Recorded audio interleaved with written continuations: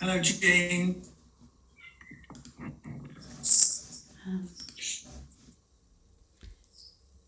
Hi, everyone. Hello. Hello,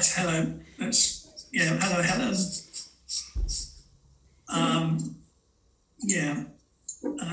Sarah. Hello, Sarah. Hi. Sorry, I've not got my right name up. That's all right.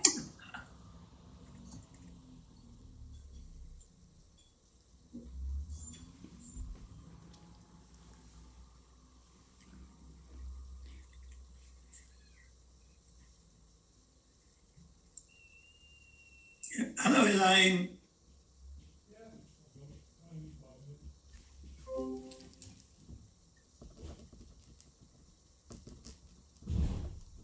Hello, Elaine.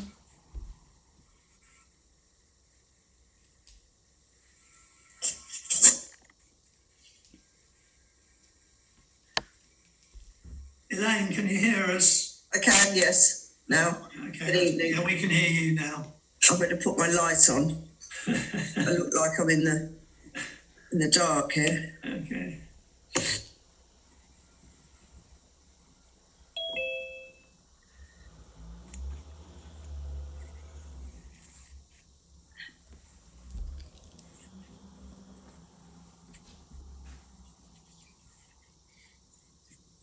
Hello, Julie Wilkinson.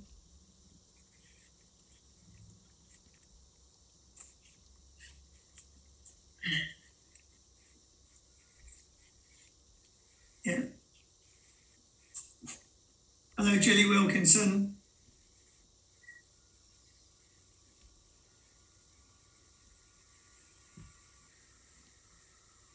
We can see you, Julie, but we can't hear you. So you're still on mute.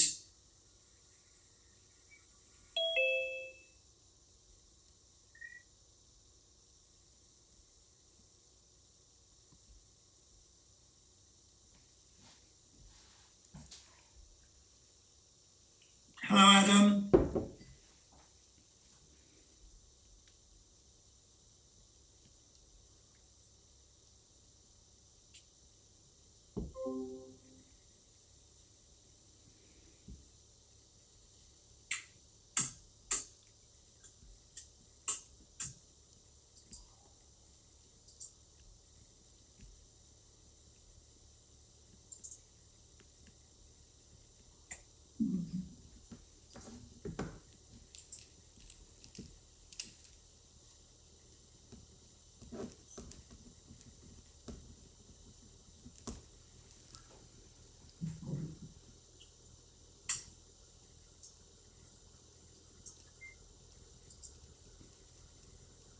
Well, one or two people, Jilly, I don't know whether you can hear us, but you're still on mute.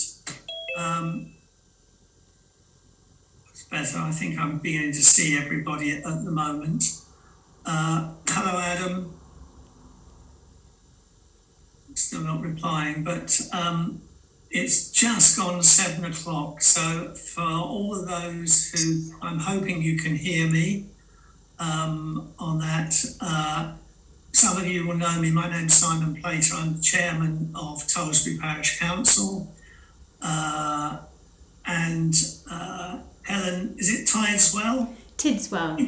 Tidswell, fine. Okay, sorry about that. But Helen is here on behalf of Lewis Scott Retirement and Living Limited.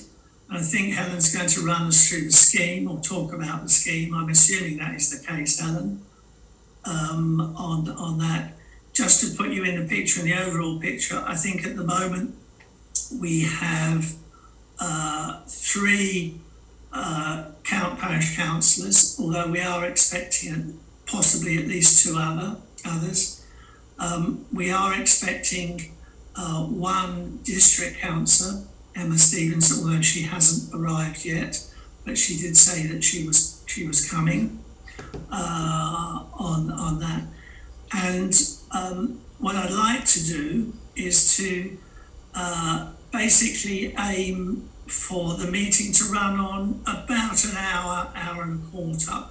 to 8:15, 8:30. Otherwise, I think we'll all glaze over on that.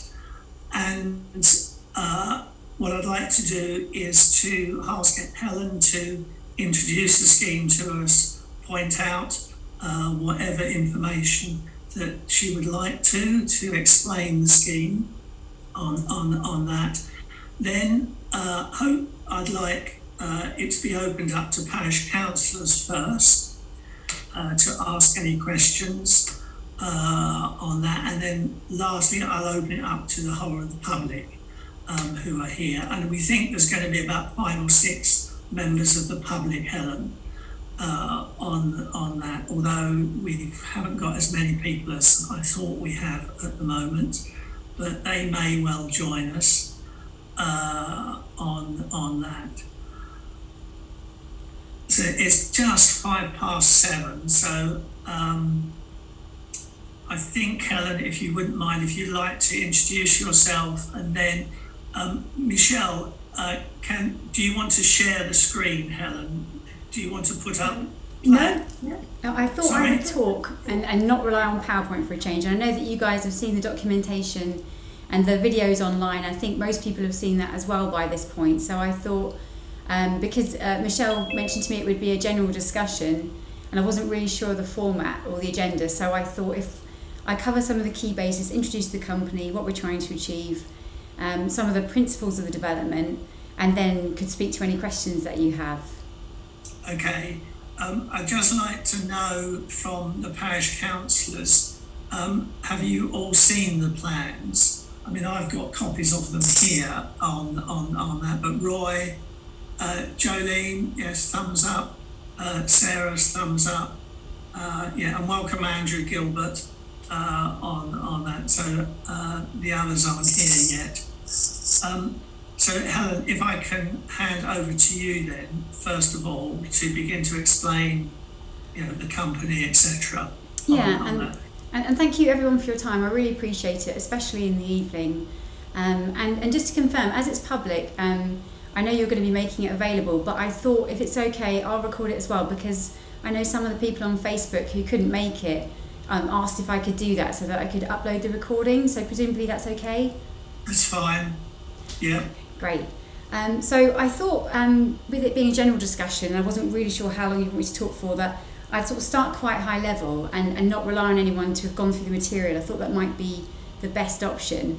I suppose I would like to preface what I'm going to talk about with the fact that I'm really aware that there's 3 words that you hear all the time from developers, and that is, we are different. And if there was a slogan that could characterise them, that would be it. My aim this evening is to demonstrate that that is actually true in our case, and to talk through what we're doing differently, why this is not just another scheme, why we're not just another developer. So first of all, I would make the point that I'd really like to underpin is that Lewis and Scott was created with one simple goal in mind, which was to address a critical need, which is the national shortage of specialist housing for older people. It's a national issue, and we are geared up to impact the majority of people who are affected, which is the middle market, which the central government defines as those who earn at or below the national retiree income. So it's that middle income. You've got wealthy people who have choice. They can move into something like a McCarthy and Stone. They can upgrade their property. They can maintain their grounds and outsource. You have less wealthy people who might be eligible for social rent or different options. But there's this big tranche in the middle, 70%, which is consistent with the ONS POPI data for Tollesbury, 70% in Tollesbury, 71% in Malden District wider, that fall into that category. Their wealth is in the equity in the properties. And we're talking about traditional 2-3 bed properties, and we've looked at all the data, and I'll speak to that a little bit this evening. But actually, in terms of income and cash, these people aren't wealthy, and that makes up the majority of older people. So what we're seeing is the people that occupy these houses nationally, sort of taking an overview for a sec, they tend to stay in traditional housing long past when it becomes suitable. And I'm not trying to generalise, but the research shows that for a lot of people, as they go past their 60s, into their 70s and 80s, having a 2-storey home with multiple bedrooms, possibly a large garden, is quite a lot to maintain. And also, we see that falls are the main reason for hospitalisation in that age group, and myriad causes like that. So we asked ourselves, what is it that stops people moving? Why is this happening? Why are people waiting until there's a critical event, typically in late 70s, and that can be disease or bereavement, and why are they waiting for that point to make that change? And as a group of people, we isolated this down, working with people like Centre for Ageing, looking at government reports, talking to thought leaders, and it's about lack of choice, lack of affordability, and lack of options that are local, not wanting to leave friends and family and the places that they love. So we had personal experiences of this, and myself and the group that comprised Lewis and Scott, and we're a new company. Through me, it was my parents who were looking to make that change and realising there weren't any options, and their hopes to release equity just weren't practical. For Rob Scott, who's the CEO, it was grandparents on both sides who were suffering from alienation and trapped in a flat without a usable lift. So we're a group of people that we have a track record in construction and building traditional bungalows, traditional retirement homes, but all of us through conversation has started to question independently and then together, this market feels broken. There feels like there's a lack of options on what's happening. There isn't the stock for local authorities. There aren't developers offering options for local authorities. And we said, actually, we want to get together, we want to do something fundamentally different, we want to address this issue, and that's when we created Lewis and Scott. So the main things to know about us is that we're pro-social, we're soon to be certified as a B Corp. We aren't motivated by profit, we are motivated by meeting local need, designing communities, housing for the local people and with them. So collaborating with them, making sure that the homes that we build meet people's budgets, meet their aspirations, and that we're doing it in the right places, and we're doing it with people. We're not just going to an area and saying, okay, we're going to develop here and we're going to sell far and wide. This is just for local people. Mainly single story. We've got a variety of house types which you'll see in our plans, and it's a completely different way of living. And what we're hoping to do fundamentally, and we know it won't happen overnight, we want people to make that choice earlier in life, not wait till the average in the UK is 79, average life expectancy is 82. So leaving it to the last minute when formal care tends to be required, when care homes become maybe the option, or very, very expensive flatted accommodation with very high fees become the option. We want people to make that change earlier, have the opportunity to do equity release if that's available to them, to live basically happier, healthier, more independent lives. So is it okay if I sort of go into some of the key principles about how we're making that happen? And then when you look at the scheme, I think it will make more sense. Yeah, please do. So the first thing I want to emphasise is the local aspect, because this is the foundation of the whole company. Rather than, we aren't a group of people who want to build houses for older people and said, okay, how do we make that work? We started with, how do we address this social issue and create genuine change? And the absolute foundation is keeping it local. As I've said, the main reason that people stay in unsuitable housing, and you can look at the work of people like Professor Anna Dixon, and see this, it's friends, family and familiar surroundings.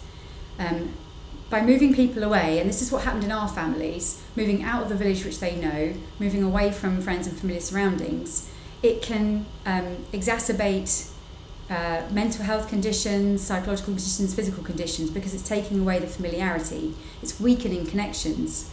We see children relying on, like myself relying on my mum for childcare, and vice versa. She relies on me for certain things. And we are very, very loath to break that connection. So when you're making that change, you want to stay close. And you look at people like the University of Stirling, who are leading the research and the work on older people ageing well in relation to property and housing, and they call it ageing in place. And they talk about the multiple benefits of preventing illnesses like Alzheimer's, which I'll talk about, and dementia, But also, if it does occur, if cognitive decline is occurring, and we know obviously it can begin very early on in life relatively, it can slow it down and people can stay independent for longer.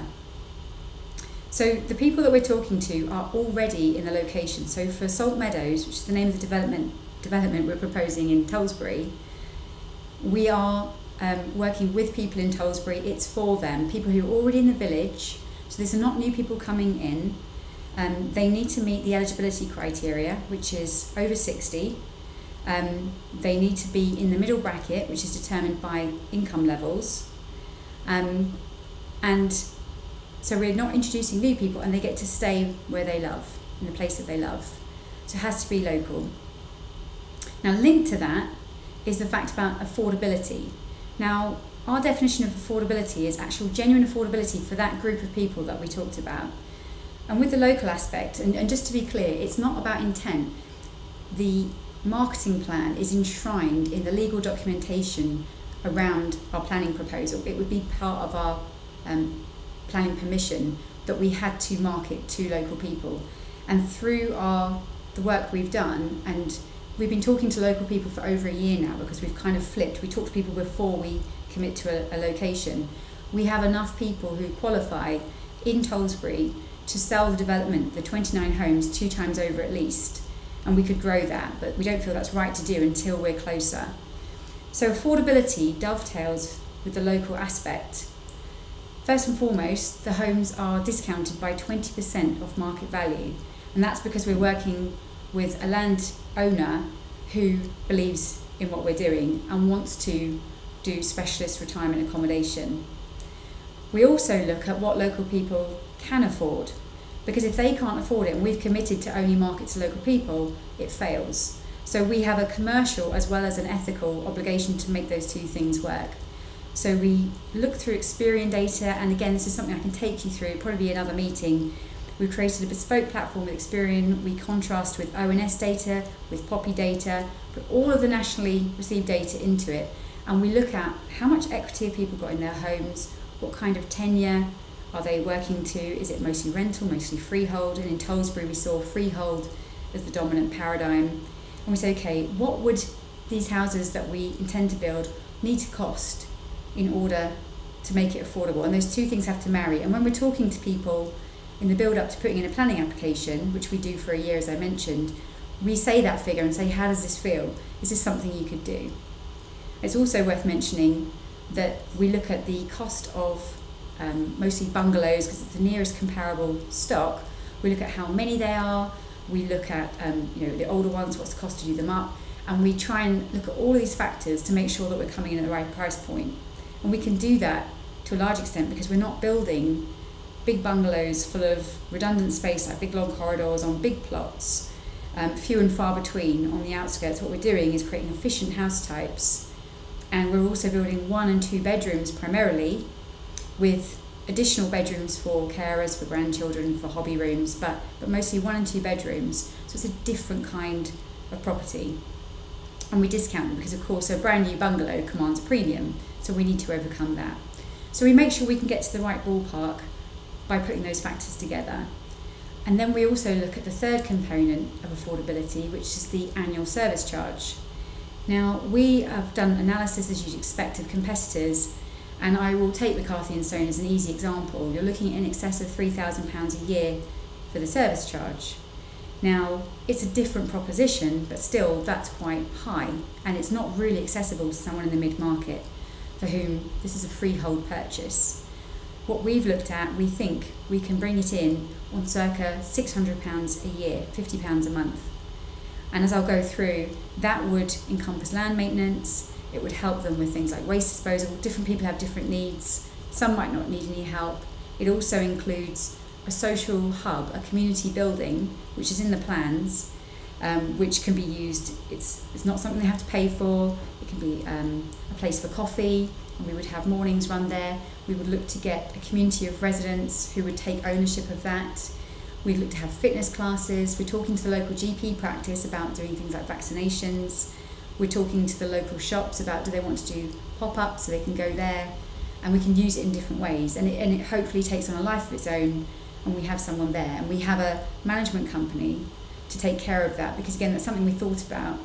This is a development that has to look as good in 40, 50, 60 years as it does now. And we've got people who are going to become older, maybe less able to take care of the properties. So we've decided that it's so important that we actually want to make sure that we're part of that company rather than outsourcing it to an FM company. So the discount, we've got 100% freehold. There is no rent to pay on our model, and there's full details of it on our website.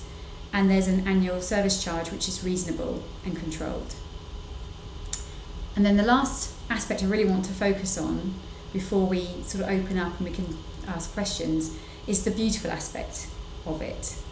And one of the things you'll hear me talk about a few times is dementia-friendly design. And the reason I will use this is not because this is an exclusive development for dementia, or I think this is, we have figures that talk about upwards of, I think they say it's currently, let me double check, we've got 50% in Tollesbury of people projected to have dementia by 2040 or some life-limiting long-term illness. And just to clarify, I know that sounds really alarming, although the figures do look pretty alarming. Dementia is not a disease in itself. It's a term that's used to talk about Alzheimer's, Parkinson's, cognitive decline. And if you design to that standard, which is effectively the gold standard, I know I'm talking to an architect now, but for the benefit of the public, it covers mobility issues, it covers sight and hearing loss, it also covers social isolation and depression. And so it has, if you design to that standard, and we're also aiming M2 compliant throughout, which is wheelchair accessible, but we're currently working on bringing that to M4-3, which means you can live a full and independent life with a wheelchair. So if we design to that, then everything between, everything that affects older people, and we hope it won't, but we know it's very likely will, is covered. So in terms of beautiful, we are working to Sterling University. They've just audited the plans for Salt Meadows, and we've got an excellent report, and we're going to publish that. We're just waiting for their permission to publish that on our website, which we'll be doing this week. And they've talked about some of the good stuff we're doing. They've also put in a Rafter Recommendations that they think we could go even better and go into best practice with, and we're going to be looking to implement them. And we're working with Malden District Council, with their planning team, and we have been now for over 6 months, with the affordable officers, with the urban designers, to get that scheme. So the scheme is evolving even as we go through this process to get better and better. So that gives you a bit of an idea. Now, the homes are mostly single story. The kind of characteristics they have are all in keeping with dementia-friendly principles, but they are principles of excellent design. You'll see that the windows are incredibly large on our site. You see a lot of new builds where they have very tiny little windows, and we know that light values affects mental health of every age, and in particular this group. You'll look at the ceiling heights. We have got vaulted ceilings, lots and lots of space in all of them. We have open plan, and that's a recommendation from Sterling University that we remove corridors. They're not very accessible, they're quite expensive because you end up paying for them, and they make spaces harder to navigate with a wheelchair. So we're creating an open plan environment. We're putting in 2 bathrooms in most properties because we're thinking about things like dignity as well as guests. We are looking at things like storage, because we are sort of making the big bungalow, we're sort of taking some of the fat out of it to make it affordable, but we're also looking at the practicalities. We're looking at kitchen design, and we're working with interior designers who are specialists in this field, and that's the next thing we're going to release is plans for that. And again, it's all feeding into our planning application. And we're also, we're looking, we have carports, because it's really important for people to be able to get from their car to their home, or their mobility scooter to their home undercover, creates more safety, light, thresholds. These things are all being taken into consideration. Another really, really important aspect, and I will pause soon, I promise, can't be so soon, is your orientation. So when you look at the scheme, Lewis and Scott communities, they're small.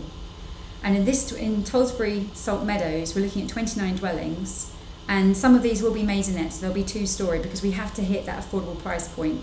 We're trying to look at properties, bringing them in at sort of sort of 230, 250, and we have to do that and be quite clever how we make it off the widest spectrum.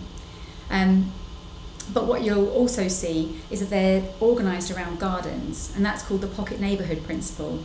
And the idea is that the way that they're orientated is they face onto these shared spaces, so they're landscape led, not traffic led, and that makes safer spaces, and it encourages community. You'll also see we've got things like all the houses have got like a hierarchy from the interior private space to a sizable veranda, and the idea is to encourage people out, because I don't know about your experiences, but certainly I live on a housing estate in Colchester, so not far, and there are older people here who live at the back of their houses with the blinds closed all day long because they're afraid. And what we're trying to do is encourage people to make that step and come out and have dinner out on the veranda. Then they have some private garden, and I'll speak to that in a minute, and then there's a shared garden, and you can see each other. So you have that option to be private, but you also have that natural surveillance. And I know that's something that's been raised, and something we're working to is gold standard on security. And in terms of the gardens are, I would say, as important as the homes themselves. So you've got small clusters of properties, so you feel that you are in a small neighbourhood. This is not long streets.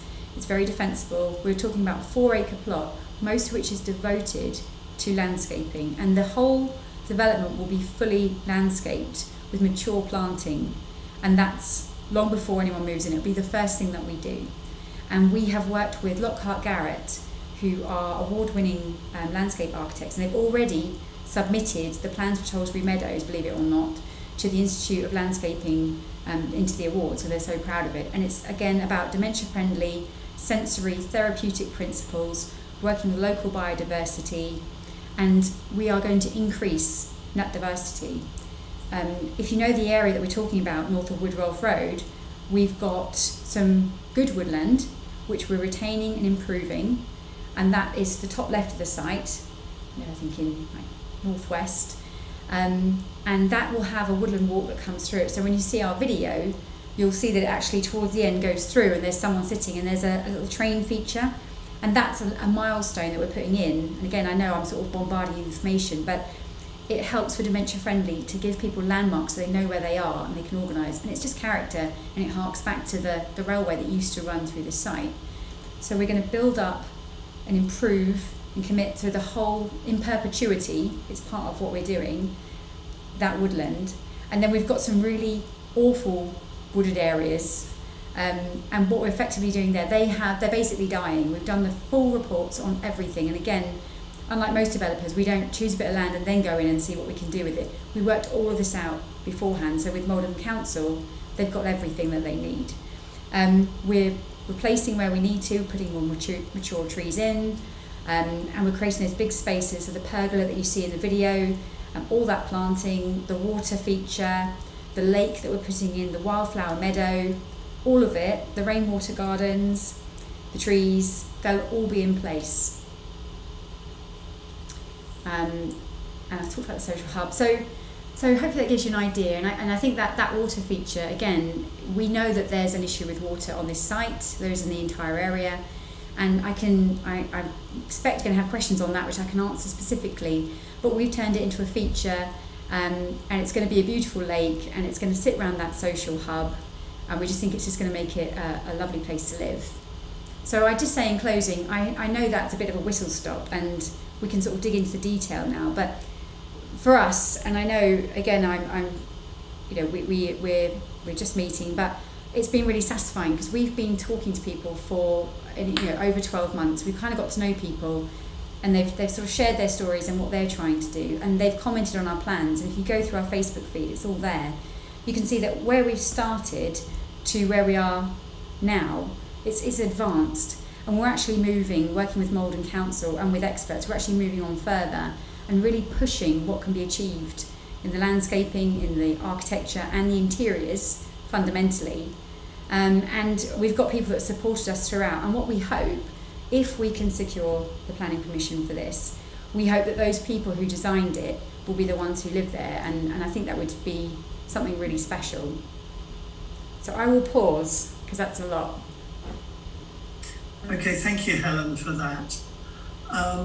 as I said earlier, I know Emma and Bob have joined us since then, that I've allowed Helen to do an explanation. Then I was going to open it up to parish councillors and councillors in particular, and then open up to the broader public. If I can just set the scene, and in one sense, what you're proposing is very laudable on that. I mean, there's a lot of key things there that we would like to see in the village. And when we were putting together our neighbourhood plan, retirement homes was fairly high on the requests for that. So it's something that the village has known, obviously, for a long time. But unfortunately, it wasn't in the location you are talking about on that. The village were fairly adamant that they did not want any further development to the east of the village, mainly for traffic reasons on that, but also the fact that they wanted to keep a green lung between the residential area and the commercial area, shall we say. So in terms of the parish council, in the history of this development or this plot, to date, we have always recommended refusal, mainly on two grounds. One, completely the wrong location. Two, impact of traffic. And three, obviously then the way the development was designed, the bulk mass, etc. on that. But we do have a parish council meeting tomorrow where the scheme will be discussed. And I don't know what the outcome of that is. But if we were looking at consistency, then we would probably, or I would probably say to you, it will get a proposal for a recommendation for refusal. And of course, that's what happened at Malden District Council as well. That on all the schemes that are put forward, they ended up recommending refusal on this site. So there is a history here. And of course, it went to appeal. We are in a slightly different climate at the moment. The other schemes had to go to appeal, and it was won at appeal. But then, because of the financial implications, probably, that it never came forward within the correct time, and the appeal, they lost that planning. Well, is it all right if I come back to some of those points? I've just made a note. So yeah, can I just sorry. Yeah. On that? I'll allow you to come back to that later on that. So that has been the position of the parish council, and it's also been the position of Malden District Council. Now, in terms of discussions, one would have hoped that you might have come forward a lot sooner, and rather presenting us with a scheme, that you actually talk to us, because probably we would have been saying to you, and this is what we've agreed in the past, and it may change tomorrow night, is that we really do want some retirement accommodation in the village, but it's in the wrong place, and we would have probably pointed you at sites that were in the right place for the village on that. And all the things that you've been talking about, I think, are what we would expect, high quality on everything on that. So in one sense, yes, it's what the village needs. I would have hoped you'd have talked to us sooner, right at the beginning, a year ago. I'd be very interested to know how many people in the village replied to your Facebook page and see all the details of that on that. Because again, some of the quotes you use that sort of reflect somebody somewhere. There is a reference in your report to the town. Somebody says the town needs this, the town needs that. It's not a town. Nobody who lived in the village would actually say it's a town on it. So one's a little bit sceptical of your the way you've dealt with just Facebook on that. But having said that, I think your architecture is looks good. I think the way you've approached it, I think the standards you're using are excellent. Can I now just throw it open to other members of the parish council? Then I'll come back to you. Well, I'm just aware all the questions. I'm just thinking I've got about 8 or 9 points there, which I'd like to reply to, because otherwise I might lose track and I won't be able to reply to them if that's possible. Well, let's try it. It's because I'd like you to take notes from all the comments that the councillors are talking about, and then answer them all in at one point. It might become a little unmanageable. So if you could just bear with me a little bit. So if I could just work through these, and then if everyone, I might actually go through some of the things councillors, then I can get another list. So I can do the same. That would be great. So the traffic. So with traffic, I totally understand that the previous development was for 4-bedroom houses, traditional houses, 3 and 4 beds, big ones. And so I can understand why that might cause additional traffic. Now, we've had obviously the Highways Agency, but the people that we would be marketing to are already within the village, and those who have the closest proximity and who are eligible would have first refusal. And we've got a list, and to your point, we've got a list of 139 people at the moment who are qualified and who'd like to reserve once if it was made available. So in terms of traffic, we also know from the data and from our research that most of them have 1 car, which again, if you're looking at a traditional 4-bed house, you can be looking at 2 or 3 cars. But having said that, we've made lots of parking provision and cycle provision as you'd expect. So in terms of traffic, I think we can say we won't increase it, and they won't be, these are people that are mostly retired, these people in their late 60s plus, they won't be travelling at that peak time. In terms of the green lung, what I would need to do is to share our landscaping approach, but we've actually, and again, you might say that the space being, if someone says that I just don't want the space to have anything on it, what we'll actually be doing is vastly increasing their natural habitats there for local species, increasing the wildlife, and also saving the woodland, which is dying. The woodland along the front is all dying, and we've got the report for that, which is anyone can do. In terms of the neighbours and the turning it down, we're actually on good terms with the neighbours. We've communicated with them over a period of time all around that area, and those immediately adjacent are in favour of the scheme because they understand what we're doing, and they also can see the lengths that we're going to increase the planting and maintain their privacy in the boundary, to the extent that we know that there are some issues with subsidence in that whole area on that estate, and we're looking at how we can help. We don't have to, but we want to. And again, you mentioned the commercial area. We know that flooding is a problem in that area, and that road often floods, and there's people who can't use parts of their gardens in that estate that's adjacent at certain parts of the year. So, and they have units that flood to such an extent that the fire service was called. So what we're doing is we are going to take care of all the ditches. We found the source of the problem. Partly, obviously there's clay, but taking that aside, there's a drain that hasn't been maintained properly in years, which has created an issue for the area, and we'll take care of that. We've put water measures, all kinds of water management. We're going to put a post about that to sort of expand on that throughout the site. And then that detention basin or lake, we've made it into something lovely. We hope that will actually protect the commercial units and the road from flooding, which I think is quite welcome.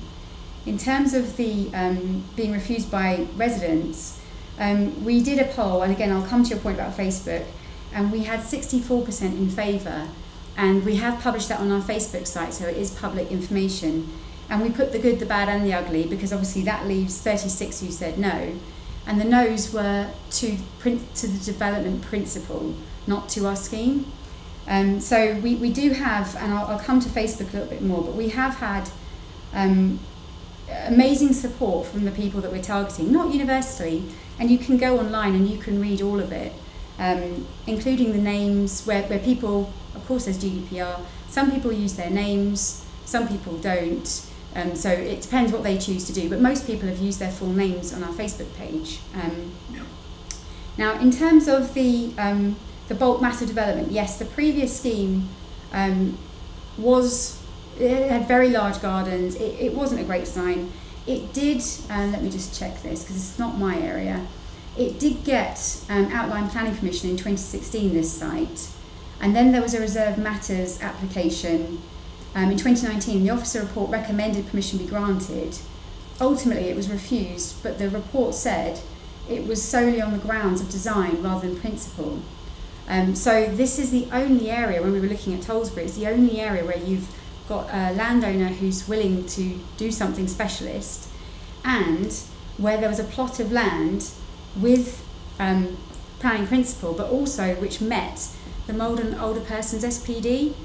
We looked at some plots to the west, and again, so we think that this piece of land is going to be built on. It's a question of what. But when we look to the west, that takes you over 1 kilometre away from local amenities, from the marina, and that breaches the Older Persons SPD. So the plots in the west that we looked for would move these people away from the community.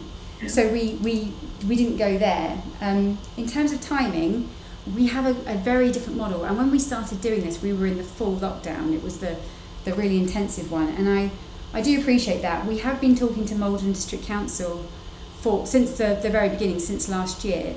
And we recognised that we needed to move into the parish, but we weren't, until we knew that we had enough of support that we could make it affordable, because otherwise, because of our local cascade model, we can only sell to local people.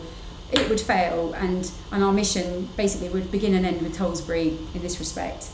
We wanted to get that right. So, but we thought, because I know that Rory Clare's on the call, I can see Rory. Rory engaged with us in May, I think it was, yeah. And we thought, this is great. And Rory was going to bring it back in, but again, that was a climate committee thing, and we were going to talk about that. And we engaged with Emma Stevenson, but again, that's not really appropriate, because Emma wanted to maintain, an unbiased approach, and that's absolutely proper. So I think we kind of thought we were covering that, and we were talking to local businesses. But I can see what you're saying, but I think until we weren't really 100% sure that we could demonstrate that we could meet local demand and that we had enough local demand. Yeah. So I think Can I bring the councillors in now, please? Because I don't want to, I think you've obviously presented us with a lot of information, and I think it would be very useful if the councillors could have a chance to question, and they may raise other issues. Absolutely, so, of course. Councillors, could you just sort of signal, and I'll bring you in? Yes, Roy, to start. Simon, thank you. Helen, thank you very much for the presentation, and indeed for the discussion we had over Facebook some little time ago, which for other people who are not on Facebook, who perhaps didn't know about the conversation, I was asking questions of the plan around the environment, climate change, sustainability, and the extent to which factors that will be of great interest to the village in terms of climate change were being taken into account. That was the sum of my engagement with it. I think it's if I can say, I think the public relations aspect for those who are on Facebook has been very good. Not everybody, of course, is on Facebook, and we've tried very hard with the village through lockdowns as a group of volunteers, keeping in touch with the households that aren't on Facebook. So we're very conscious of that. But Helen, thank you for all of that background. I don't want to take your time now, because I think I've read thoroughly all the documentation. I'm looking forward to tomorrow. It's important that councillors go to that meeting tomorrow with the clarity of all the position and with an open mind to the discussion that we're going to have. So that's it from me, but thank you for this evening. And just to answer that point, because I understand what you're saying about Facebook, and I know it's quite astonishing how many people are on it, and I've got I can't remember the exact data. We published it on our website when we did the survey report on our website. We actually made a point of saying on the report, there we go, 21% of users of Facebook are over the age of 55. So it's, but again, I know you're either on it or you're not. And so what we did is we went to the Malden Standard proactively, and they ran quite a comprehensive piece, and the Malden Nub picked it up as well. So we thought, okay, that's one way. But I was minded. I wrote letters to local residents because I thought, at COVID and to a vulnerable audience, the last thing I can do is canvass at the door, and also people don't want to receive unwanted bits of paper. Ideally we'd be doing this face to face. It's just the figures just seem to be rising higher and higher. But the good thing about Facebook is, to Simon's point, is that the comments and the quotes, they aren't spurious, and you can go online and you can read them, and a lot of them have got the full names of the people on there, and you can choose to disregard the ones that don't, I guess, but it's all there. Fine. Okay, thank you. Jolene, you had your... Hi, Helen. Hiya. Just a couple of quick questions, really. Just to clarify, when you say that it's got the local aspect and it's only properties only for local residents, that is specifically just Tollesbury. It doesn't expand out, or it's just specifically for Tollesbury? It would only expand out to Malden if it wasn't sold to Tollesbury, and there's an exclusivity period, which again is all laid out on our website. But as I said, we've got a pipeline that means we can't meet demand. So we would, at the moment, we've got 139 people registered, and they've provided their details and their eligibility criteria, and we only have 29 dwellings. But it doesn't go beyond Malden. It's a local marketing campaign. Right. And the other question was, you talked about the cascade model and the 20% discount on market value and the longevity plan for the development. But are there any protections in place to ensure that the properties aren't bought to then rent out, or that are inherited then to family members and then just become a rental property? Or how are you going to ensure that they stay within that criteria? Yeah, there's a covenant that's placed, like you might have a covenant on a property that says you can't put a caravan on your drive or an aerial on your roof. We've got a covenant that says they have to remain affordable, and they have to remain to the restricted age group and the income bracket. So it's all in the section 106, and we've been working with the legal team at Malden District Council to get that wording absolutely spot on, so they're happy with it. Effectively, it's a charge that's placed on the property, but it doesn't mean anything. It just means that when the paperwork goes through, when someone comes to sell, they have to maintain it as affordable, and they have to meet the criteria. So it's all laid out in a legal framework. So if say a parent of mine bought one of those properties, passed on and left that property to me, I would have to sell it to a person that met that criteria at the 20% discount? Yes. Or I could keep it and rent it out? If you were to rent it to, and again, this is Malden District Council will be deciding, their legal team will decide what the exact covenant is. But if you were to rent it out to somebody who was, but the lead occupier has to be 60 or above and has to be from the local area. So you have to maintain the integrity of what we're trying to achieve. And it's at the council's discretion, so to maintain the integrity. So they have the ability, if they wanted to, they have oversight. And again, it's exactly how that works is with the council as to what they want it to be. But that's what we want, and that's how it is right now in the planning application. Right. Okay, thank you. Any other councillors have any questions that they'd like to ask at this moment in time? Sarah, at all? Yes. Yes, I was just wondering, you said the maintenance charge would be around about £50 a month. That seems incredibly low. 20 years ago, my first flat, I was paying, I think, £1,200, £1,400 for the year. I just wondered, are you able to guarantee that it will start off, round about that figure and stay around about that figure? We haven't been asked for a guarantee, but I don't think anyone would move in without that certainty. So I guess it's something we need to think about, and I will look to put the wording in, because we are not a profit-driven organisation. I actually have facilities management background myself, so I know that if you outsource the care of properties and landscaping, you won't get the personal touch, you won't have the consistency in who comes, And again, we think that we care passionately. And for me, the ability to walk through Salt Meadows or any Lewis and Scott estate and people know who I am, and I'm a local, and to have my head held high and to move my parents in, not that they can because we don't really live there, but to be at that level is absolutely crucial. So the landscaping is crucial to that. We've worked very carefully with Lockhart Garrett to look at the kind of planting that goes in. The way that we're designing, we're actually building to an incredibly high spec.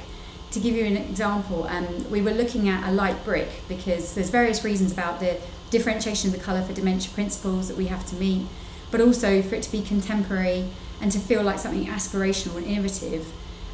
But we actually realised if we painted the brick, well, how long will that last before that looks pretty rubbish? So that needs to be a special brick that doesn't need maintenance. So everything has to be to the highest spec, inside and out, and all the landscaping. And that, effectively, there is no profit in us maintaining.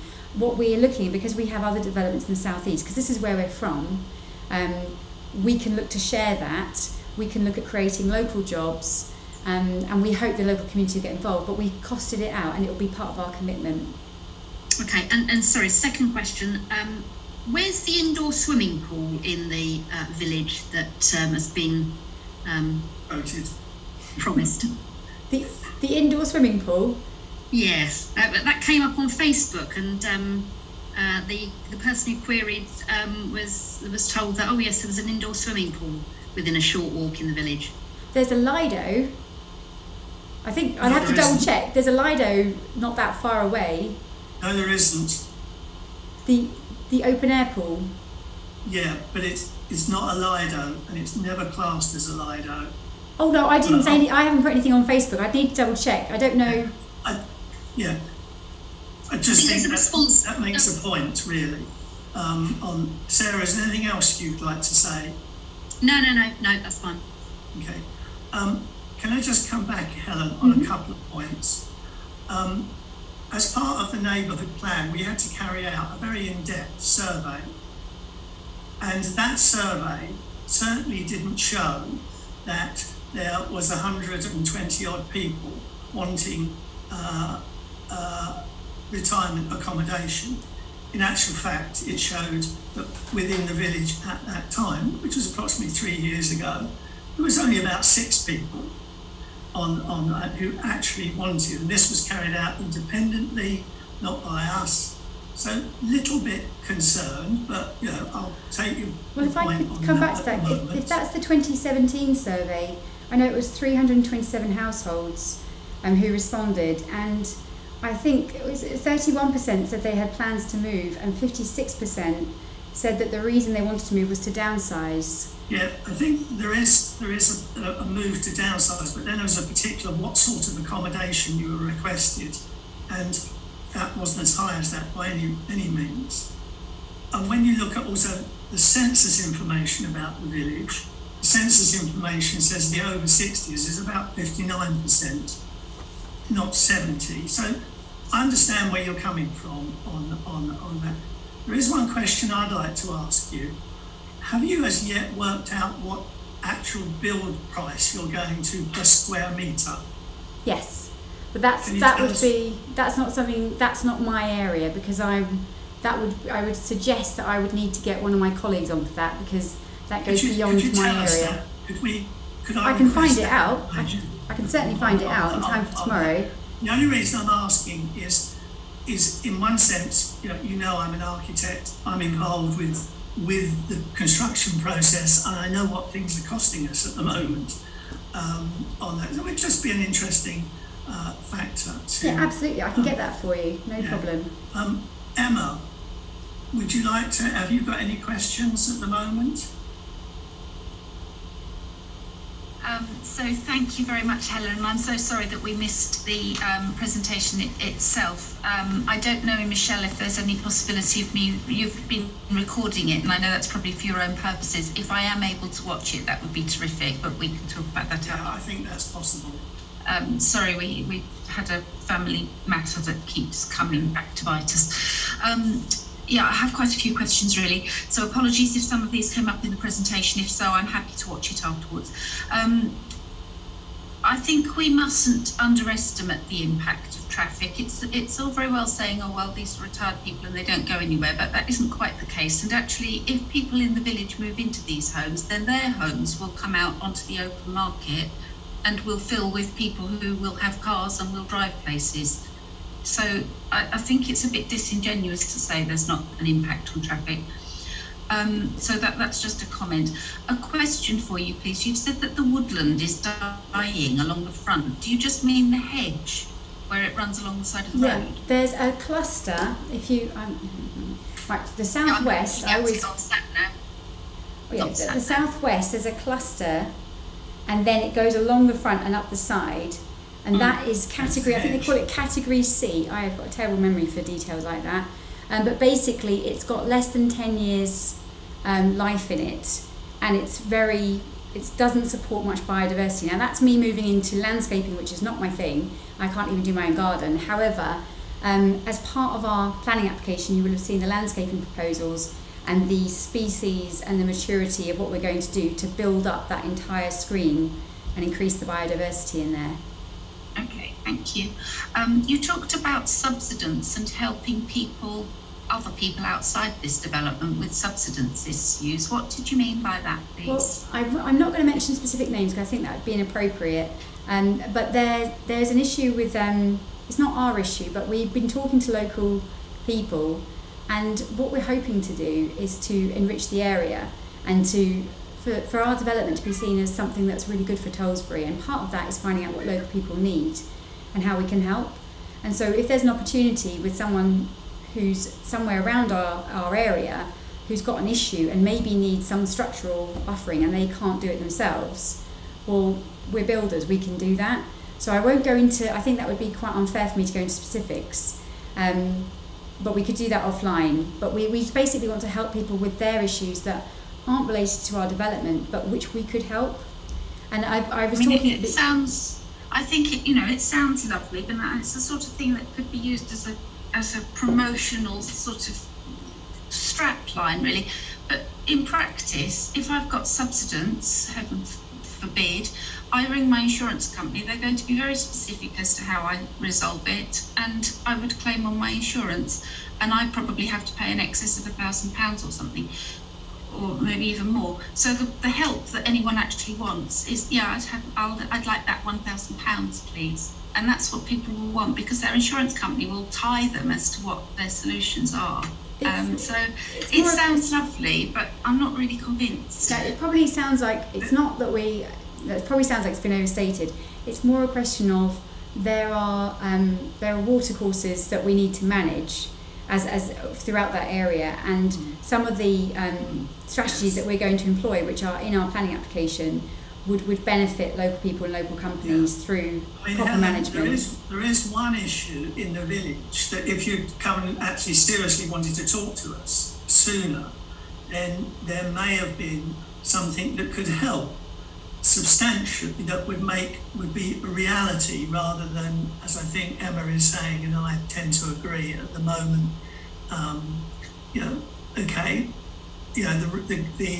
the road heaven is paved with gold, but sometimes it doesn't work on that. But there is one issue that probably would have quite a good impact in the village if you sat down and talked to us on that. Emma, have you got any more questions? Please, if I may, I'd like to know exactly which drain it is that hasn't been maintained, please. Would you be able to message me that? Absolutely. Thank you. You've talked about, this is all to do with flooding and drainage and so on, that you might be able to alleviate pressures on potential flood risks.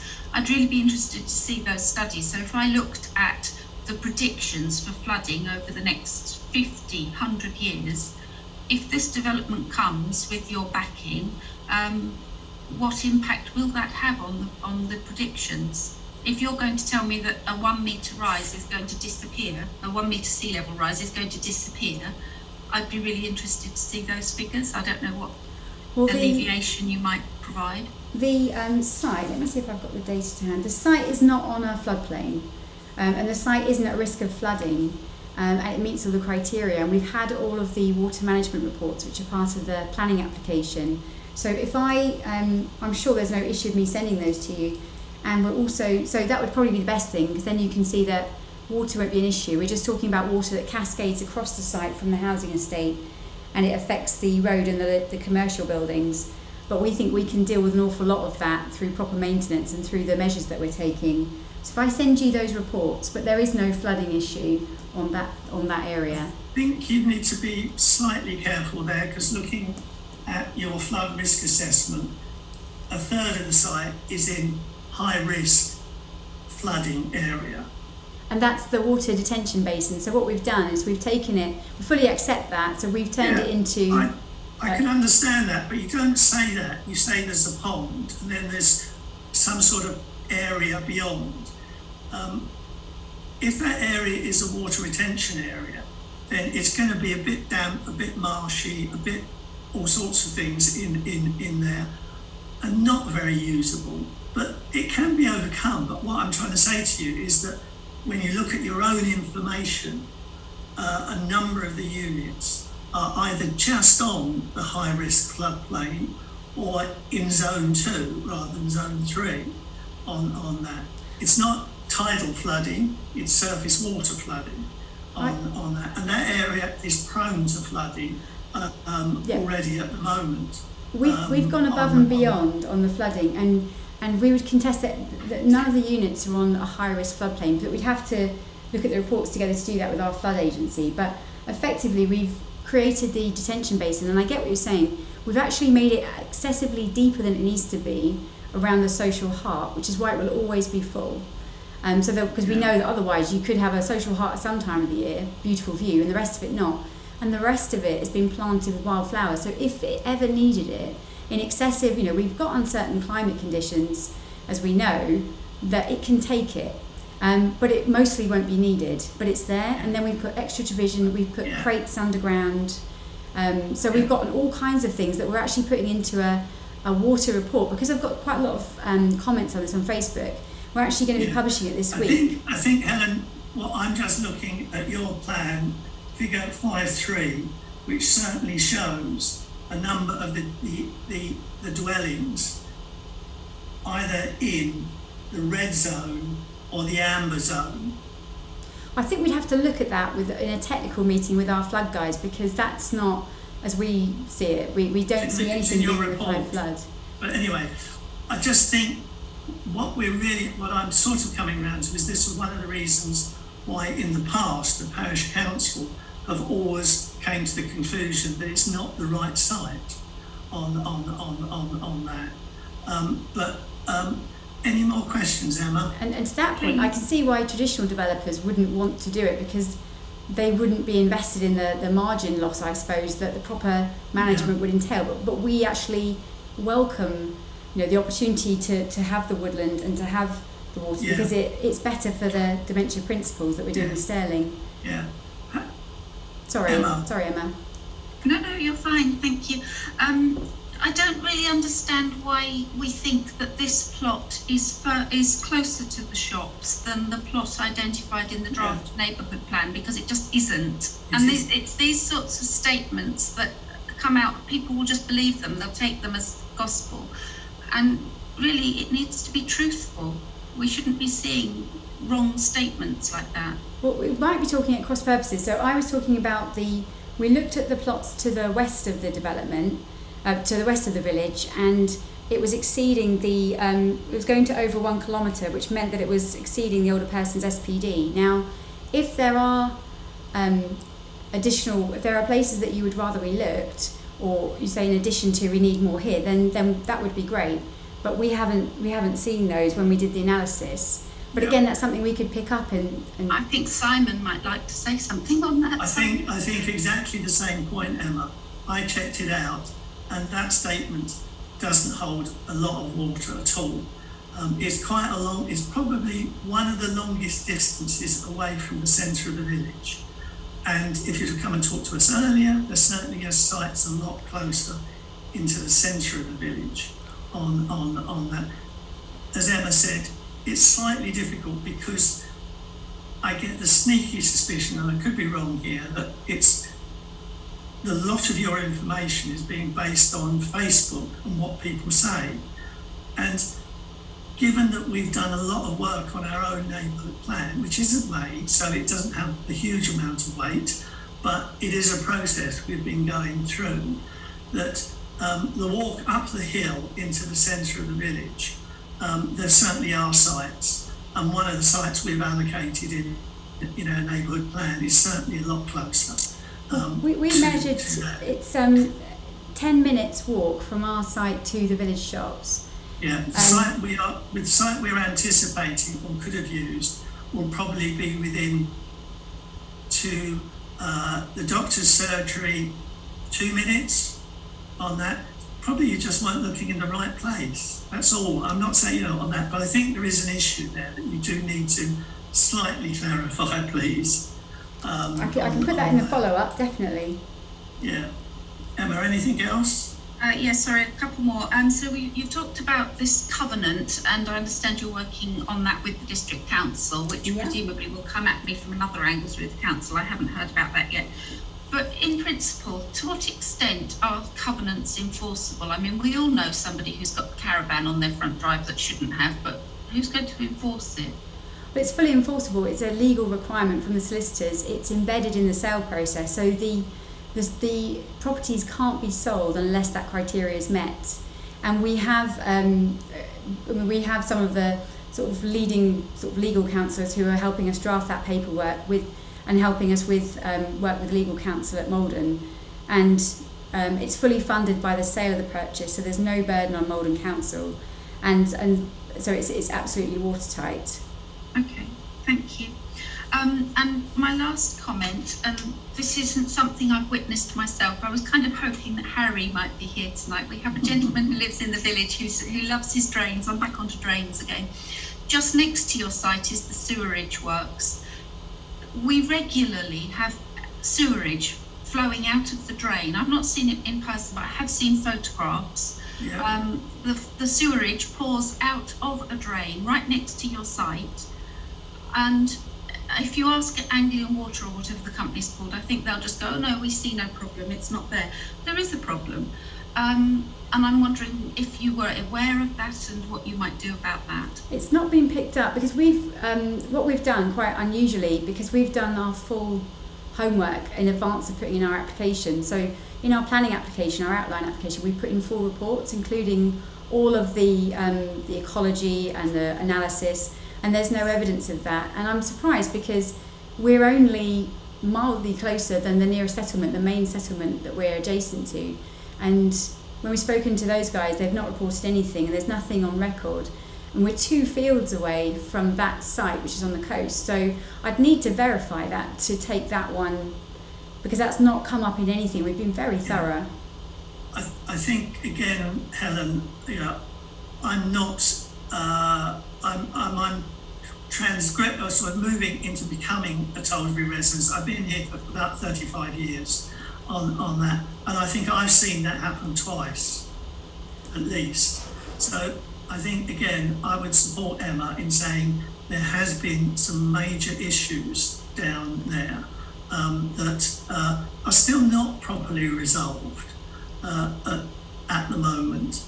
But again, it's not to say they can't be resolved. Yeah, I think we'll have to do some definite. If you could send me anything, because presumably the council or the parish council will have gathered some sort of report on sewage leaking into near a settlement. So that would be something we could. We have been talking to AWA over this, but of course, when these sort of things happen, it's torrential rain and flooding, and people aren't venturing out. But I can say from visual experience that I've seen it, and I know Emma, there'll be other people like Harry who lives next door, have seen it, that issue. And I have to say the AWA have been trying to resolve it on that. But the sewage treatment, and of course the other interesting thing is 5 years ago we were told that the sewage treatment plant was at capacity and no more dwellings could be built.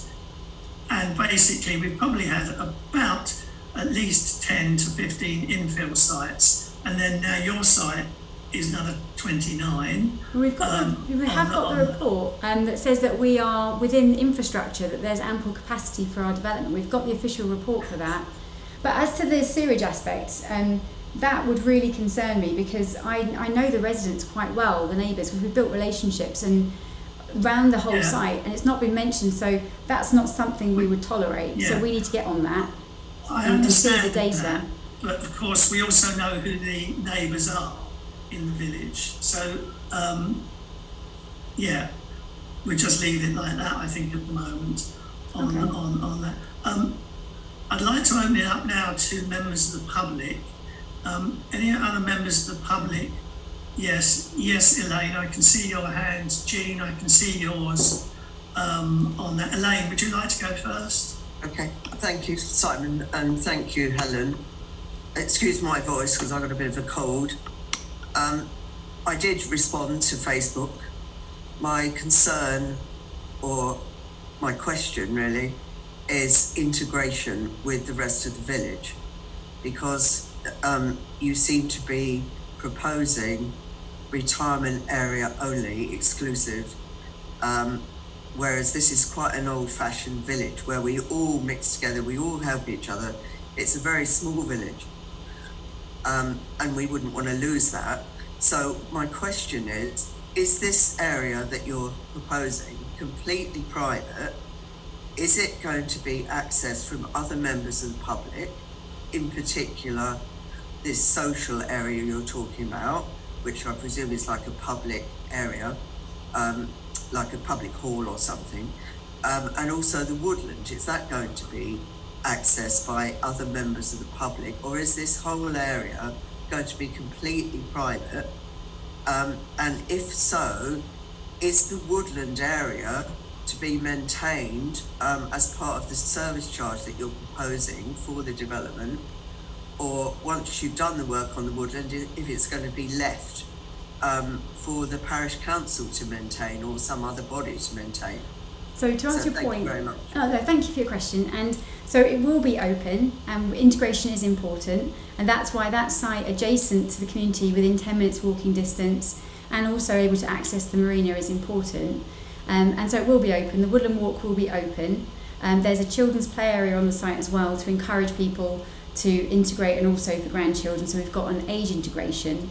And in terms of, let me just think, we are beholden for in perpetuity to manage that woodland to maintain net biodiversity gain. So we will be legally bound to protect and maintain that there will be no burden upon the parish council for the woodland, and it will be open. So we're not creating a gated community or anything like that. It's going to be secure, and we're working to achieve gold standard in security, and it has natural surveillance, but it won't be private, siloed, siphoned off. Yeah, thank you. Simon, can I just come back on that? So are you saying that the maintenance of that woodland is going to be paid for by the residents as part of their service charge? Yes. Okay, thank you. Jean, you had your hand up. Yes, can you hear me? Yes, can. Yeah. Right. I live in a 2-bedroom bungalow in the village that had planning permission for people over 50 when I bought it. And when I bought it, I was 47. Nobody said I couldn't buy it. The builder did say to me, you're supposed to be over 50. I said, well, travelling up to London every day makes you look like you're over 50, so that's okay. And I got, I bought it, so it was fine. Now, the bungalow next door to me has just been bought by somebody who's probably, I'm not sure, but probably in their 30s. It doesn't mean to say that, I'm not going to object to it, but obviously, when this planning permission was given for these bungalows, they were supposed to be people over 50. If in your development you have a lady, say in her 70s, and she has her daughter come and live with her because she needs some help or whatever, and she's 50, and then her poor old mum dies, Are you going to say you're going to evict that person? Because she can't live there. The lead the lead occupant must be above 60 years old, and that is in perpetuity. And we've actually made life really difficult for ourselves. I mean, if you were looking to make money through development, you wouldn't do what we've done. We have put a hard line in all our documentation and our legal documentation, to such an extent that Malden Council actually said, "Are you sure you want to take that line? You don't want it to be too restrictive." And they haven't made it any tougher, because if our developments in 10 years' time, 5 years' time, have younger people and the integrity is spoiled, or the way and people's experiences are negative, we will just die as a company. We will never sell another property. They have to be examples of how much better things can be for people who fall into that bracket. And if they don't, then Lewis and Scott will be history. So it has to work. And we've made it that it's not a question of trust, it's in the legalities. But what happens if, as I say, somebody, as their daughter or son or whatever, come and live with them, then the person who actually owns the property leaves that property to that person, and they carry on living there because they've got nowhere else to go. That is their home. They've been living there for 5 years looking after mum or dad. Are you saying that they're going to be evicted, or they're forced to sell? They can't stay. The lead occupant can't be below 60. But we aren't monsters, and we aren't going to pursue a social good at the expense of people. And so we understand situations can be difficult. Now we intend that there will be a relationship between whoever owns that site, whoever manages that site, and the people. So we will hopefully know when something like that happens, and we will get involved. But yeah, they can't stay. Otherwise, what would happen is within one generation, it would no longer be an older person's scheme. So that would have to be managed. And there are going to be difficult situations. And as a company, we're going to have to think about how we support them and who we work with. But we're talking to the NHS, we're talking to central government. We've got lots of bodies who are very interested in what we're doing and can see the benefits. And I think we would have to be thinking through how we can support that family. But no, they have to be 60 years old. Okay, thank you, Helen. Andrew, I've seen your hand up, and then Emma. So over to you, Andrew. Thank you, Helen. Thank you, Simon, for letting me ask a couple of questions. First of all, I think it's very noble for you not to be motivated by a profit, and I think that seems a bit of an odd statement to make. I think I don't think you're a registered charity, are you? So I find that very difficult that you're not motivated by profit. And I'd also like to point out that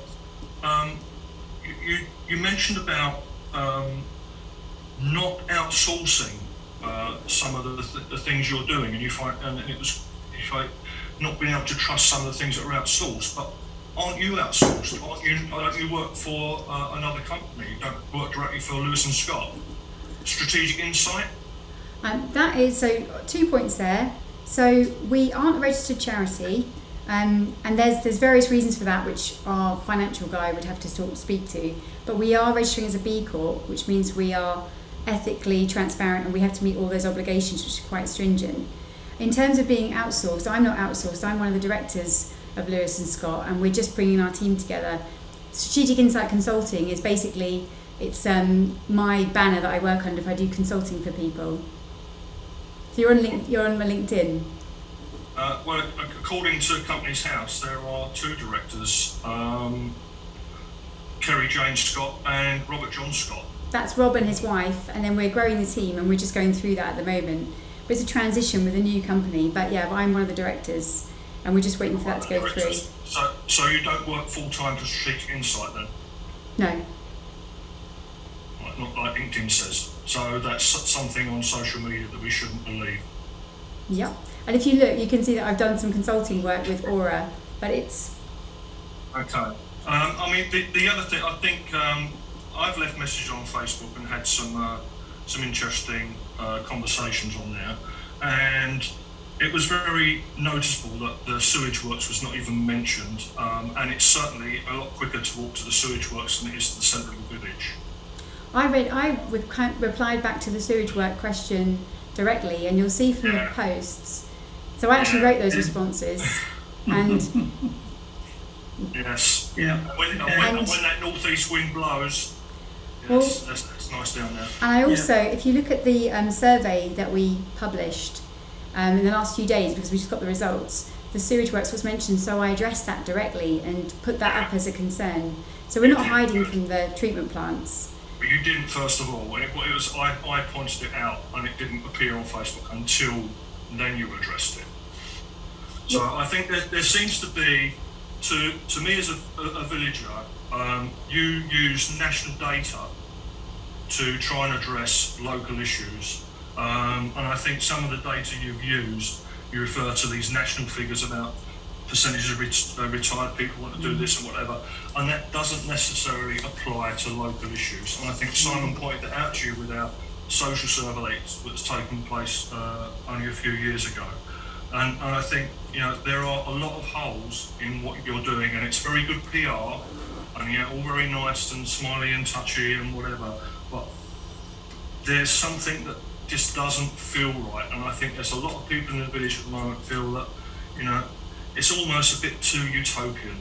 And I get that, and I think one of our biggest obstacles, which is quite bizarre for me, is that, you know, too good to be true. And I think that is the case. And I think until we, I mean, there's one where I would counter that is by saying everything that I'm saying that is material is actually in the documentation. It's in the section 106. We're legally bound.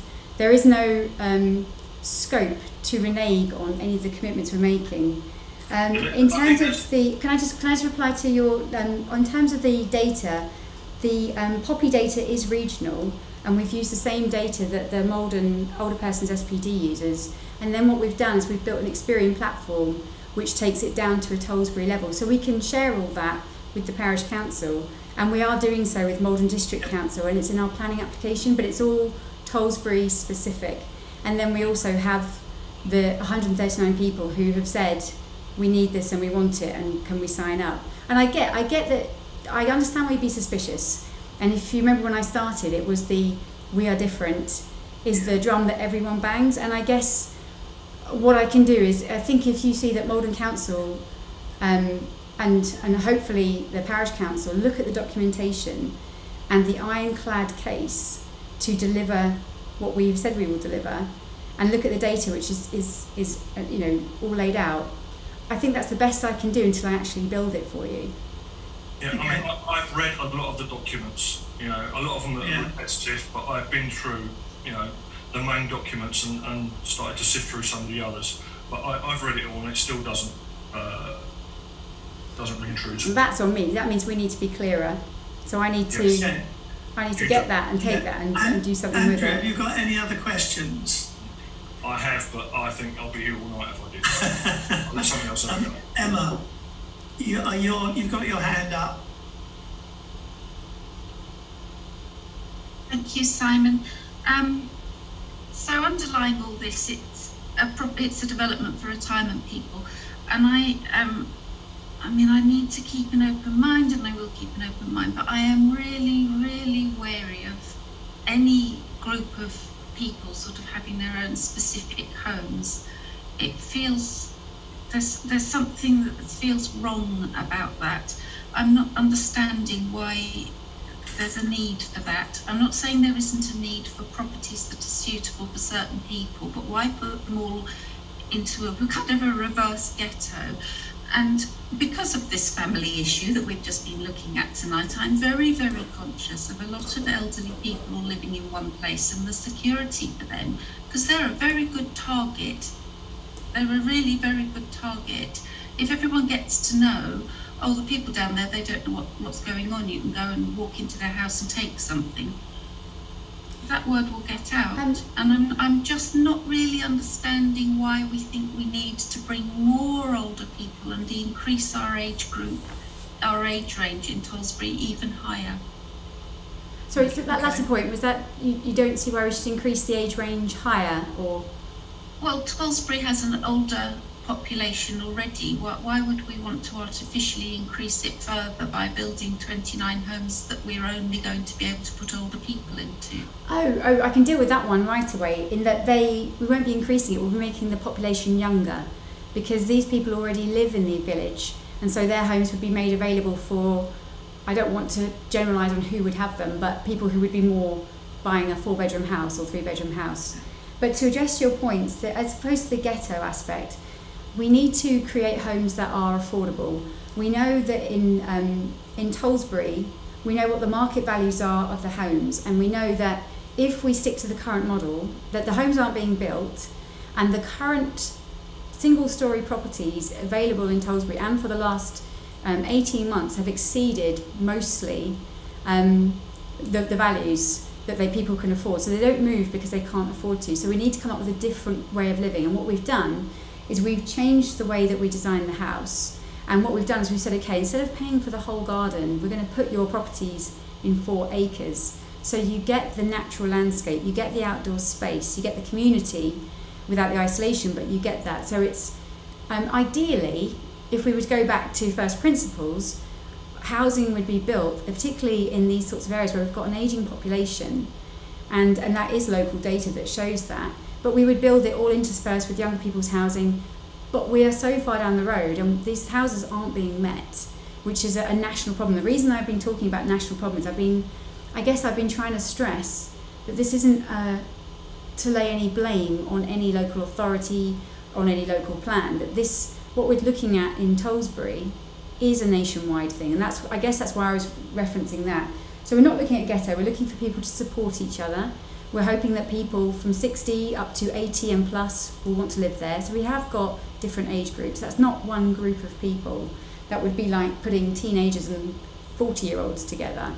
In terms of security, we are working with Essex Police and Secured by Design to get their Gold Award. And Stirling University have praised the natural surveillance that the orientation of the houses creates. And then we're going to be working with Essex Police to go their extra mile and make sure they're actually locked down. I don't see this as a magnet for thieves. So I don't think that's going to be an issue any more than anywhere else. But if someone was to come in with ill intent, they would be spotted. So there will be systems. And again, that's not me trying to create another line but they will basically meet the Essex Police gold standard for security. And people will be able to look after each other, and it's part of creating a community that cares about each other, a small community. Thank you, Helen. Bob, you had your hand up. Thank you, Simon, and apologies for late arrival, Helen. Just a couple of points, please. You referred to the Burnham and Malden standard in terms of promoting the development. Do you know what the circulation is for that paper in Tollesbury? It's going to be fairly low. I just knew it was the only one. So we also went to the Malden Nub, but I know there isn't. I mean, it was obviously, I'm not thinking that local press has the reach it once had, but it was just to demonstrate, and from their website as well, that we understood that not everyone's on Facebook. So I'm not saying that was a panacea, and also it wasn't a promotion. They could have gone either way. They could have torn us to shreds because it was an editorial piece. So you didn't foresee the need to do a mail shot to the villagers who are not digitally enabled? We didn't think it was particularly appropriate because of COVID restrictions, and also it was, do we really want to be putting things into people's properties when they might be worried about them, and that might cause anxiety? Okay. Second point is your application to Malden District Council says that the pre-application letter from Malden to yourselves would be following later. How much later is later? Because we're getting very close to the 30th of September, which is the cut-off date, and that pre-application letter has yet to be published.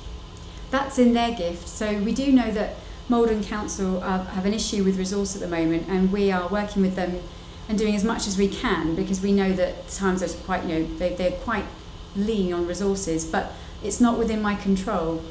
So the case officer is actually on leave at the moment, so I couldn't ask that question until later this week. Is that something that could be provided to Simon before tomorrow night's Parish Council meeting? I don't know, because it's not in my control. I could pursue the council. But it's with your organisation somewhere? No, it's with the council. No, the pre-application letter from the council to yourself. It's not with... No, it's not with us, it's with the council. And the comment on distances, the bus stop is approximately 730 metres from the site entrance, not 450 metres. We have measured it, so I would dispute that, but again, I'm sure I need to go onto Google Earth Live to demonstrate it, but I think you've been using a wrong tape measure there. Yeah, or you better have a complaint with Google Earth. Yeah, exactly. The only other comment is on the flood item, which I think Simon raised, in respect of the next 100 years or more. Your documentation makes no reference to the recent survey that was undertaken in terms of assessing the risk of flooding in the event of problems with the seawall in the area around the bottom part of Woodroffe Road.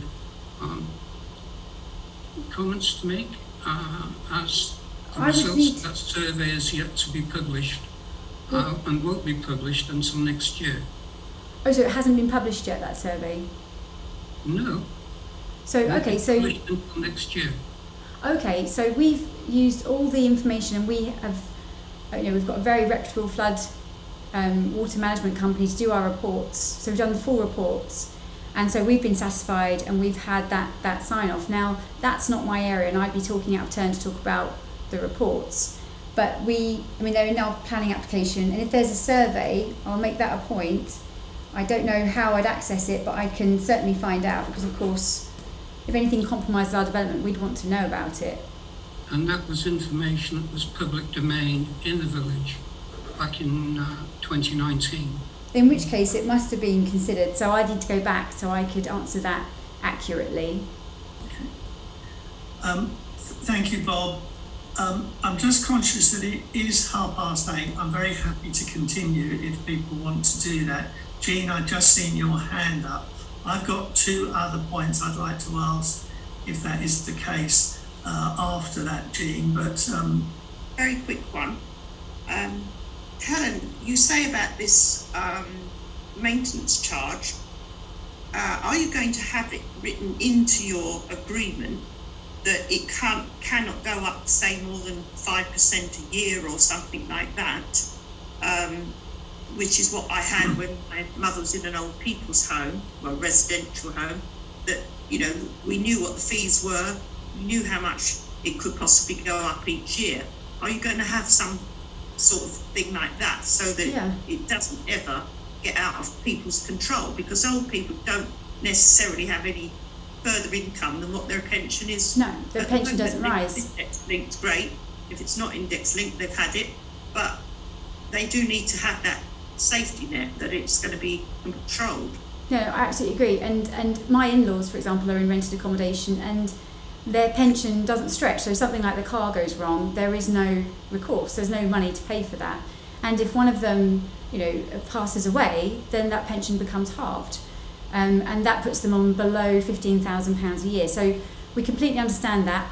That's a level of detail we haven't got to, because we're still at the Section 106 level with the council, and you work through the stages. You don't move forward to another level of detail unless you pass the major hurdles. But absolutely, that's the kind of thing we would put in to give people peace of mind. So we're not there yet, but we would do that. Thank you. Helen, two questions. If the parish council wanted to go and have a look at a development that you have already built, would that be possible to do? At this stage, no, because we've got Tollesbury and Housestead that are first developments, and we've got two more close behind. It might be that Housestead gets developed first. I think it's most likely to be Tollesbury. Okay, so you're a very new company. Yes, we're a very new company. However, Rob Scott has, the owner and CEO, has an extensive track record of development, multiple developments, and the directors that we're now bringing into the team have excellent credentials. And again, that's something we could make available. We talked to the council, though. The company is changing quite radically, but it's all very, very new. It is new, yes. I mean, the concept itself, it's been like 5 years in the making, and if you look at some of the assets we created, like talking to Nigel Appleton, who's one of the lead authorities for local authorities and central government, he's talked about how he and Rob have been working on the model and the needs assessment for a long time. Yeah, on that. The second thing, and it's quite a little trivial thing really, but I don't see on the plan any children's play area. It's going on there. It hasn't been put on the plan yet because it hasn't been spec'd. Okay. But it's in the writing. It's a written commitment, but it's not been spec'd. But it's not in the plan, not on the drawings. And secondly, again, the community hub is shown on the plan, but it doesn't, and its roof plan doesn't bear any resemblance to the actual elevations that you sent us on that. So again, slight I will answer to that point because the video that you've seen is an accurate render of the plans done in the CAD drawing using the render program. So it is actually, if it doesn't look the same, then it's going to be because it's a trick of the light. Now we are actually looking at the social hub because it's been... I think that is being a little bit, pushing the point. I know and I can read plans, and your building has a conical roof, pitched 4 ways, and your plans show something completely different from that for the hub building. Well, I'd have to go back to that because that would mean that an error had been made. So I would need to check that. But please do. I'm just pointing it out to you at the moment on that. The first opportunity we will be considering the plan, and obviously this is a major development. So we're into a 13-week decision-making process by Malden, I'm assuming, at the moment. You did say somewhere along the line that it was an outline, but I thought it was a full. Can you just confirm? That's me using language too casually. It's a full planning application. It is a full planning permission. That's fine on that, because that's what I thought it was on that. We will obviously discuss this for the first time tomorrow. I don't know what the outcome will be on that. And also I think because it's a major application, we might have a discussion and might even push it back a month so we can check information, and also for you to provide new information on that, because otherwise we'll be making a decision on information that may be changing on that. So I'm conscious of sort of time now, but has anybody else got any burning questions that we'd like to put to Helen? Yes, Emma, I can see your hand. Do you want to have a go, Emma?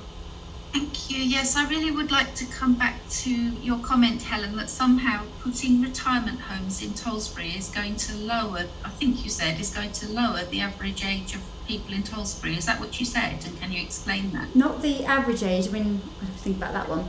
Basically, the people who would move to these properties are already in Tollesbury. So if they are.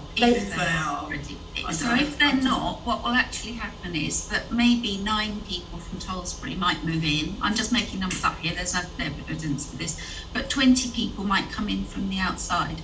So yes, 9 existing people from Tollesbury might move in and their homes might get occupied by younger people, but the other people won't. And I'm not seeing any evidence that there are 29 people in Tollesbury who will move locally to these homes. Well, we have 139 people qualified and registered with full names, addresses, contact details who want to reserve off plan. And that's within Tollesbury Village. And then if we, as the marketing plan, which is part of a legal document, shows, we would then only go to Malden. So to give you an indication, so people from London, for example, or even Colchester won't be coming in and reducing the age limit. So then it comes down to who would buy the properties that were freed up if those families decided to come and live in Salt Meadows. So the people who are living in Tollesbury, let's say that there are 29 of them and they all move within Tollesbury, they'll take advantage of this great offer of affordable homes, But will they though? Because then they'll sell their property at full market price and they'll be the ones benefiting from it. So what's to stop that? There's a covenant that prevents them selling at full market price. So it's on our website and it's in our discounted home ownership model, which is what we've created. And it's the only model that lets people have freehold without having to pay rent.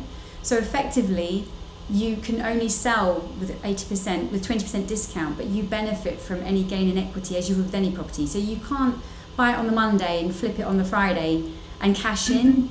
No, I'm talking about them selling their existing home in Tollesbury.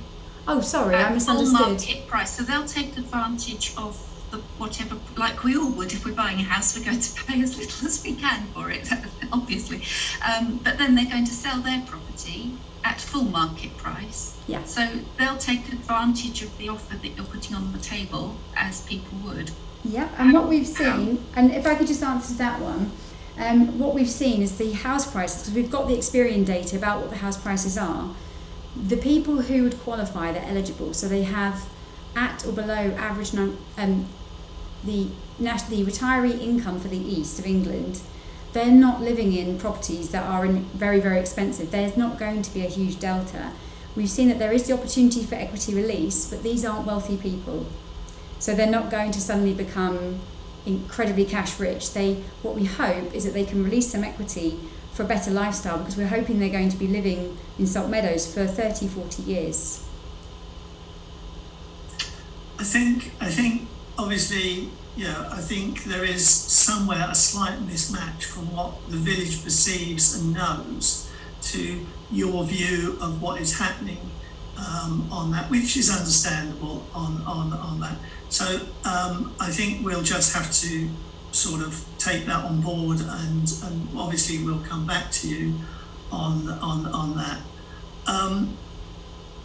Any other questions at the moment? Yes, Jean. And then Elaine. What happens if your company, because it's very new and a lot of companies go broke in the first 5 years of being incorporated, if your company went into liquidation, what happens to this whole scheme? Well, it's freehold, so people haven't paid a lease. So they would have all the rights of freehold, and then the council has a controlling interest to maintain the affordable housing, but that's all self-funding. But effectively, it's freehold. Okay, thank you, Elaine. Thank you, Simon. Just a very quick question of Helen. As a new company, why have you chosen Tollesbury for this?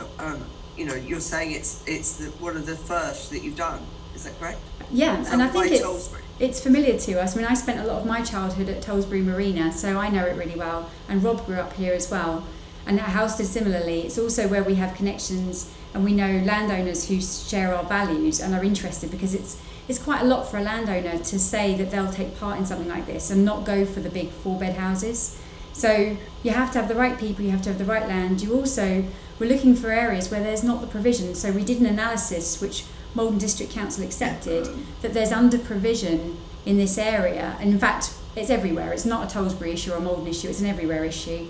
And what's needed is more specialist housing for the middle market. And so and this is an area, and again, we're here, it's local to me, so I know it well. Yeah. Helen, you might not want to answer this, and I fully understand on that.